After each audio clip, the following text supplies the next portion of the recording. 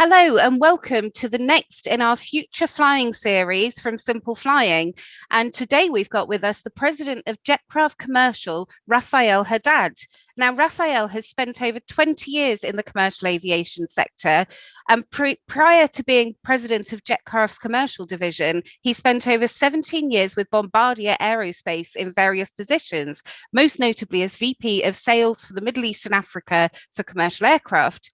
Now, if you haven't heard of them, Jetcraft Commercial, a division of Jetcraft, is an aircraft trading and aviation advisory entity that specializes in commercial aircraft sourcing, releasing, and disposal. So we're really excited to get into some conversation about what's going on in the leasing market and what airlines are doing and what all this tells us about aviation right now. So first of all, Raphael, welcome very much to our show.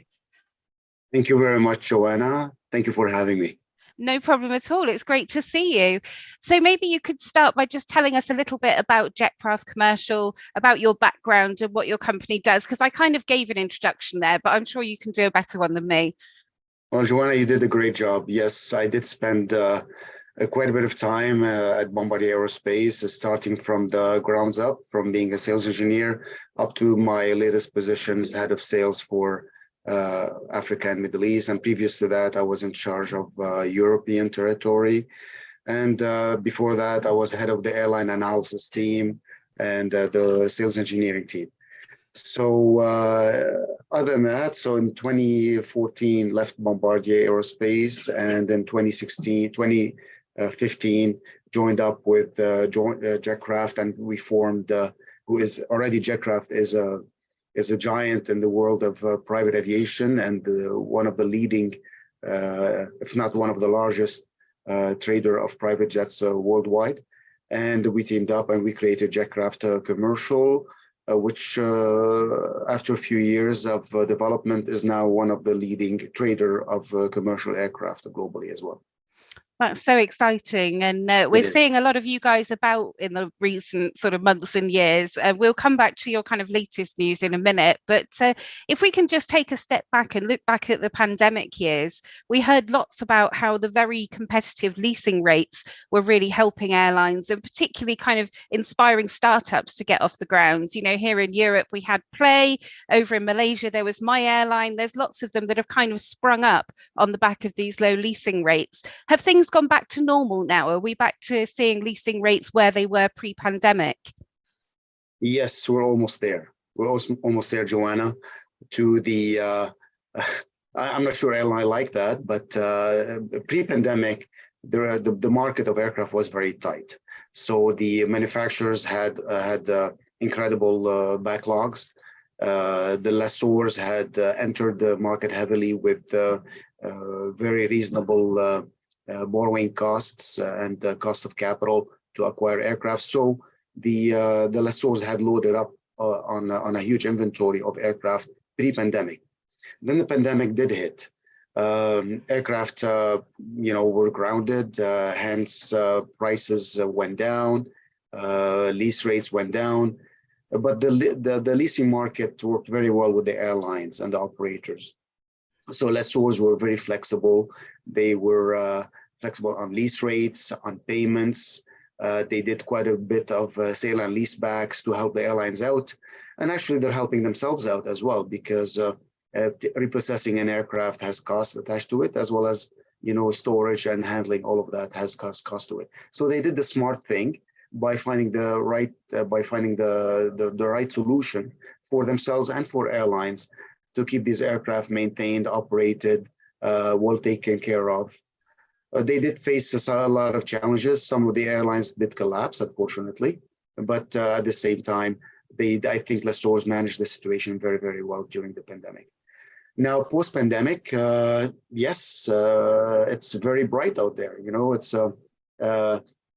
Lessors are actually back in a very good situation. Airlines are in very good situations. Yes, some airlines did collapse, unfortunately. Some of the weaker airlines and some of the startups that started at the wrong time, they did get hit. The order book with the OEMs is back up. We saw a very, an incredible Paris Air Show, just came back from it, where OEMs at all levels, from the small twin otter producer to the regional aircraft producers to the narrow body and the wide body. They saw orders at all levels. Also, it was quite exciting at the Paris Air Show to see quite a bit of dynamics on the eVTOL and hydrogen propulsed aircraft, as well as sustainable aviation fuel. There was a lot of excitement about that.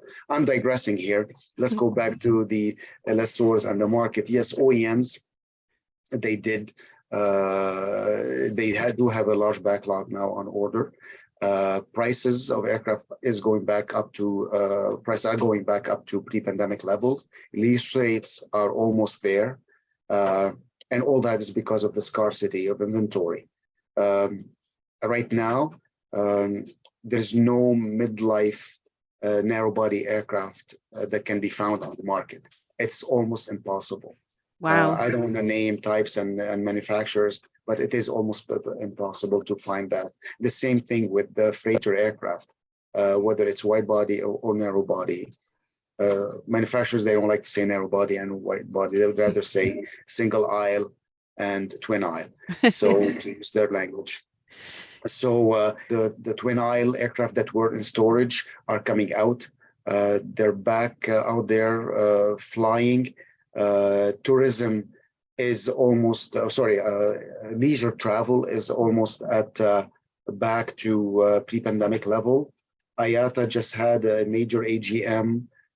Basically, they said that passenger traffic this year would be around, I think, 4.35 billion passengers, which was not far off from the 4.5 billion in 2019. So all that's excellent news. And how should I say, it looks very bright for the travel industry across the world.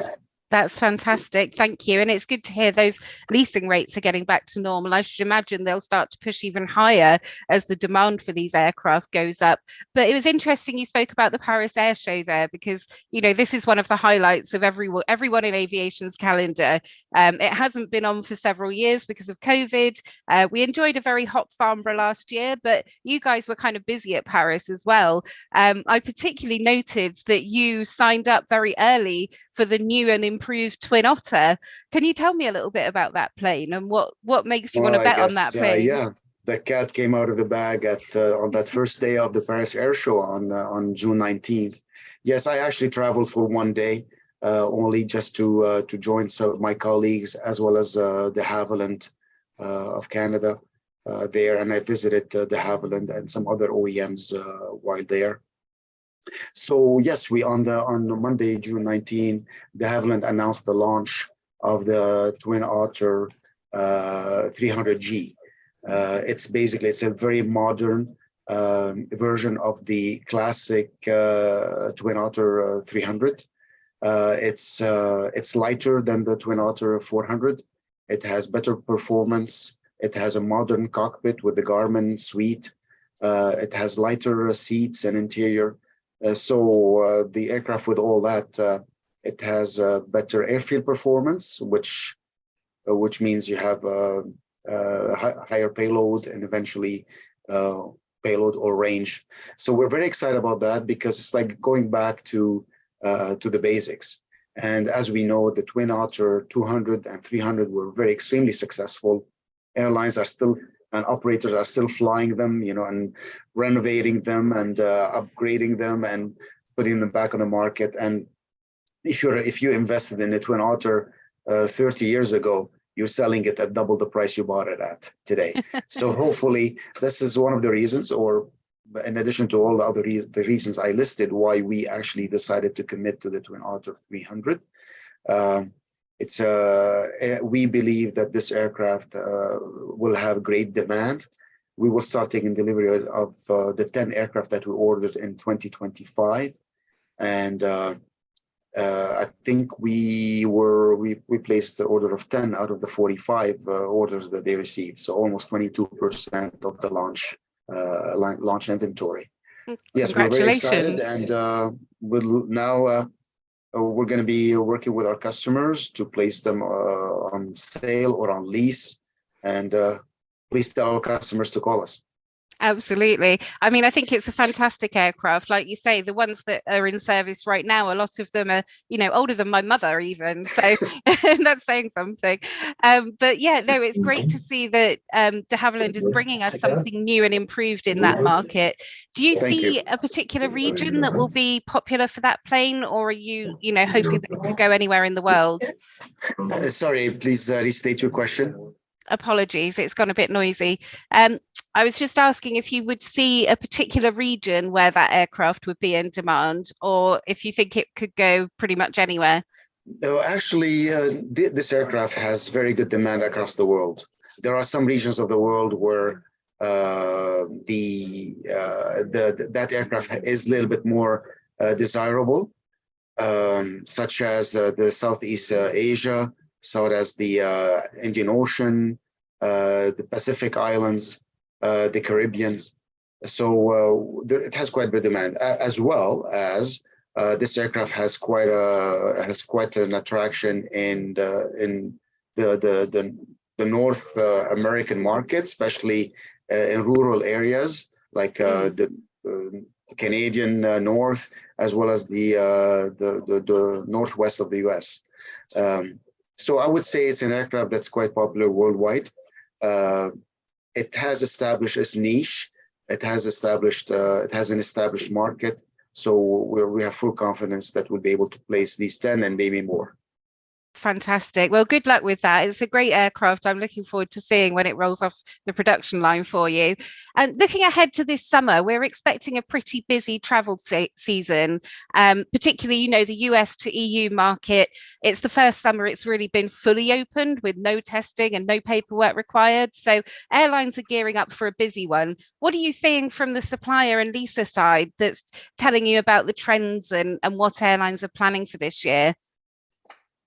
Well, the first part of your question, yes, demand is incredible on the North American, European routes, but that's not it. You'd see demand is huge also on Central Asia. Demand is huge on Asia. It's a huge Middle East to Africa, Middle East to North America, Middle East to Asia, Asia to North America. It's amazing. So you see that dynamic, especially since the opening up of the Chinese market, back to opening up for the travel. The whole market is booming. I think that even the Asian market could exceed pre-pandemic level between now and year end, of course, prorated. So that's what we see. How is that going to affect? Well, as I mentioned earlier, wide bodies are taken out of preservation, out of storage. They're being put back in the market. I've been reading news over the last few weeks where airlines are indicating doubling up on schedules.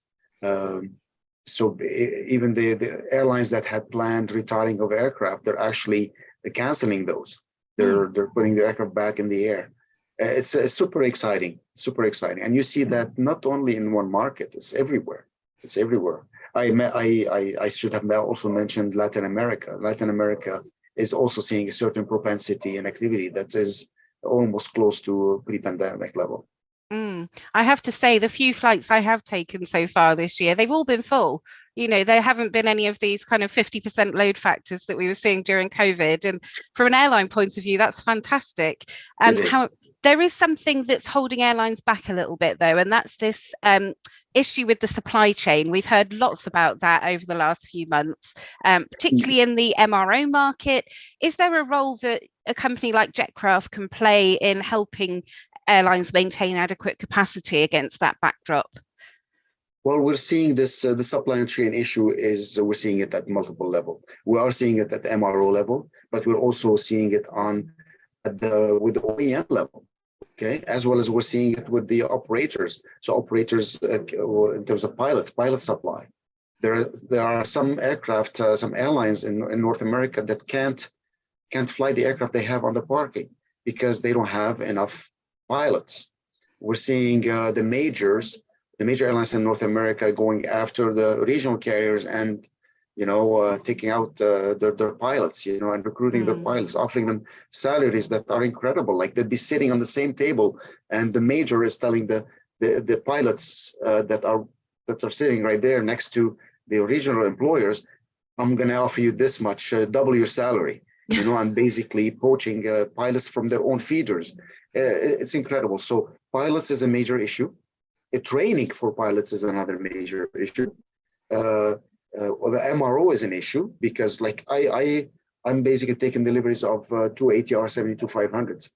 I can't find an MRO to overhaul the landing gears. I had to go and basically beg to get a slot. The second slot is not till a year from today. My goodness, it's ridiculous. So that's only me and the multiple of people. OEMs, they would love to increase their production rate even further, but they can't because the supply chain is not there. Not only the supply chain for the to manufacture the structures, but also to manufacturers the avionics. Some of the avionics rely on chips, and chips rely on rare earth, and it's a huge a cycle of scarcity that is affecting every level of the industry. Despite all that, the OEMs are doing well. Despite all that, the lessors are doing well. One good thing that happened during the pandemic is that some of the older aircraft got taken out. They were parted out. Thanks to that part out strategy, that part out basically fed back into the system into an additional supply of parts. Had we not done that then we would be even in a bigger, in a tighter spot than we are in right now. Mm. So do you foresee another summer of travel chaos like we had last year, or do you think things are going to smooth out this year? I don't think so, because airports, who are a major part of this, right? Because it's the issues that we saw last year, and I don't want to name airports because you know who I'm thinking about. They looked at the issues and they fixed them. We saw. I don't want to name airports again, but different airports have taken all of them or most of them the right strategies and steps to handle the inflow of the traffic. So, also the airports are faced with supply chain because of different government policies on how they handled the laid off employees during the pandemic. Those employees don't want to come back to work because they're still getting some nice government checks or more, or they found other industries to work in that are also as have high salaries, like the construction industry, so basically the airports are facing also that issue of supply chain, especially at the employees level. But all in all, I think airports have taken the right steps to manage this, and we see it. We see it. Like I travel a lot. I'm always going back and forth. Yes, airports are handling it better than they handled it last year. Fingers crossed for a smooth peak season then for everybody. So let's talk a little bit about Jetcraft and what you guys do. I understand that you're sometimes involved in some fairly complex transactions with airlines. Can you give us a bit of colour on the sorts of agreements that you've been working on? That's right. That's our middle name, even though it's somewhere Jetcraft Complex Transaction Commercial. We should probably throw that in there. Yes, we seem to be putting ourselves in that situation every time. But that's where our added value is that we are a trader. So we buy aircraft on speculatively, and we replace them. So by doing that, we're helping actually operators or airlines that don't need that inventory. So we step in, we buy it, we negotiate good terms for both of them, for both of us, them and us. And then we take the risk on taking the delivery and replace them with airlines that need them. Yeah, we have we see that the market is quite dynamic these days, especially for regional aircraft in Africa, in Central Asia, in Southeast Asia, a little bit in Europe. So we see we just bought 25 CRJs from Delta that we are actually taking out of reservations. We're re-engineering them and we're getting them ready to get back up in the air. We have a very good demand on these aircraft. Some of them have been placed already. Some of them are getting ready to be delivered to their next customers. We also bought a number of aircraft from Air France over the last couple of years. Actually like almost 24 aircraft that we placed all of them except 4. And we're almost there at placing those 4. We bought aircraft from Bangkok Airways. We sold them to Silk Avia in Uzbekistan. So we're buying right now. We are actually in the market buying a number of turboprop aircraft that we will be placing with here and there. Also, that will be announced in due time. Okay, fantastic. So we're very active, and we see ourselves as helping airlines and supporting other airlines. We're supporting airlines that need to get rid of inventory, and we're supporting airlines that need the aircraft. So these aircraft that you're taking out of storage or, from being grounded, are they generally like out in the desert and they'd otherwise just sit there and rot away? Are you kind of saving old airframes to go on to better lives in, other countries? Well, let's put it this way. We're not taking them literally out of the desert, but yes, some of them are in that kind of environment, not because it's a desert, but because the climate where they are is good climate to preserve the aircraft without any corrosion. So we're not just buying any aircraft. So we went there, we checked the aircraft out, we make sure that everything we want is in the aircraft in terms of the maintenance level, the preservation quality, the corrosive issues are not there. So we pick. So there's quite a bit of aircraft out there. So we picked which ones we want. We picked quality ones, and where we think there is good value in putting them back into service. So yes, some of them are in some of these storage facilities. Like the ones in Arizona and Texas. But other ones are no. They're actually with their own airlines on their own tarmac or at MROs, and we're taking them from there. Cool. Really good to hear about that. And in terms of when you pass them on to another airline, do most of them lease from you, or are airlines keener to buy? What's the outlook for kind of lease versus sale? Most are being bought. Some of them they want to lease them. So we structure a lease for them, and we sell the aircraft then to a lessor with the lease attached. Okay. Or in some cases that we are looking at right now, where we would be the lessor. We are currently developing good capabilities internally in terms of asset management and leasing structure, so that we can take on more and more leases going in the future. Exciting stuff. And do you guys mostly focus on kind of the regional aircraft and the smaller end of the narrow bodies, or are you involved in the wide body scene as well? Well, on the wide body, we have not taken any trade positions. We act as broker in some cases. On the narrow body, we are active in taking on trading activity.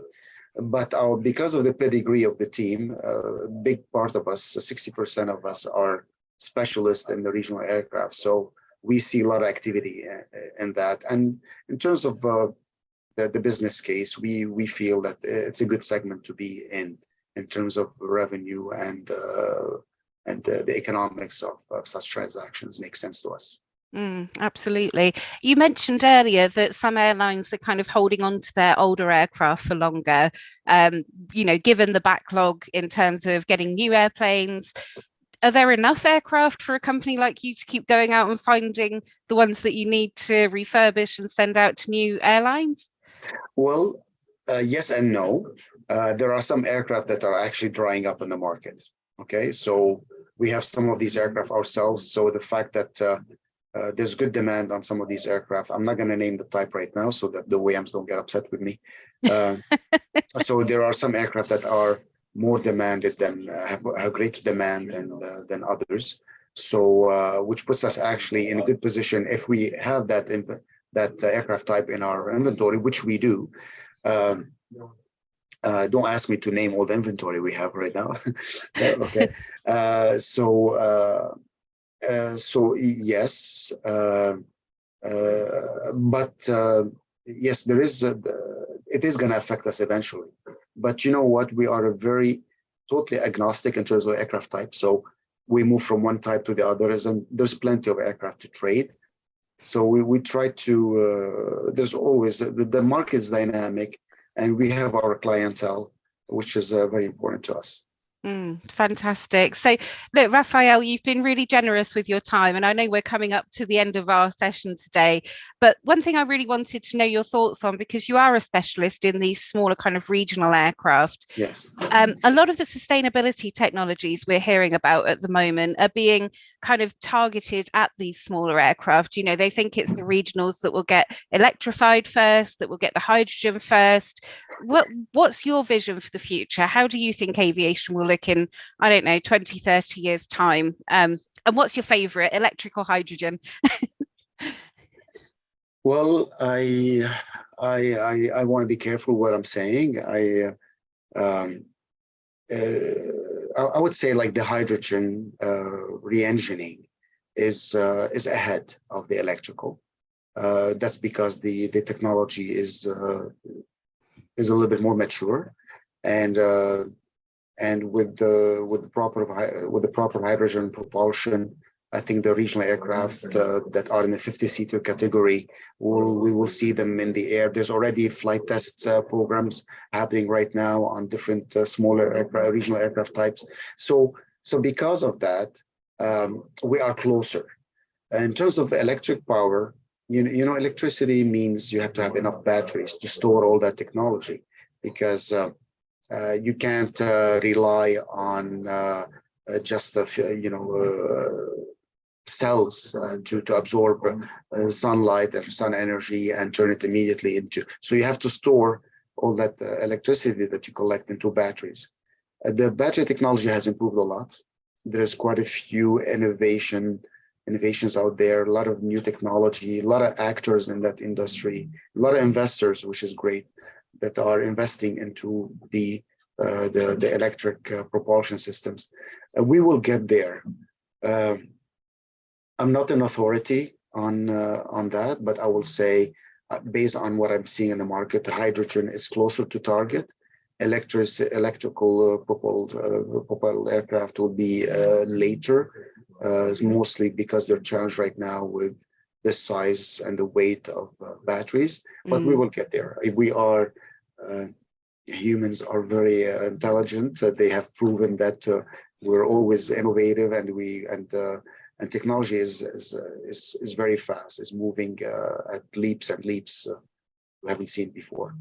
It is. I think Paris Air Show really punctuated that for me, seeing all the new technology on display and how well it's all doing, and the number of companies willing to invest in it as well. Do you think you guys will be an early investor in emerging technologies at some point? I'm going to leave a question mark on that. We are looking at different options. I don't want to deny that. We are looking at different options.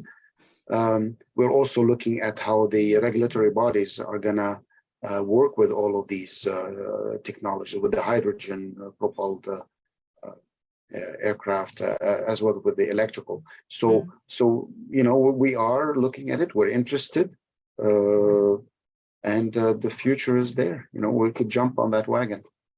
Fantastic. What a great note to end on. Thank you so much, Raphael. It's been lovely talking to you. Joanna, thank you very much. I really liked your questions, and and look forward to talking to you soon. Yep, talk to you again soon. Thank you. All right. Bye-bye. In addition to our daily YouTube videos, Simple Flying publishes over 150 articles every week.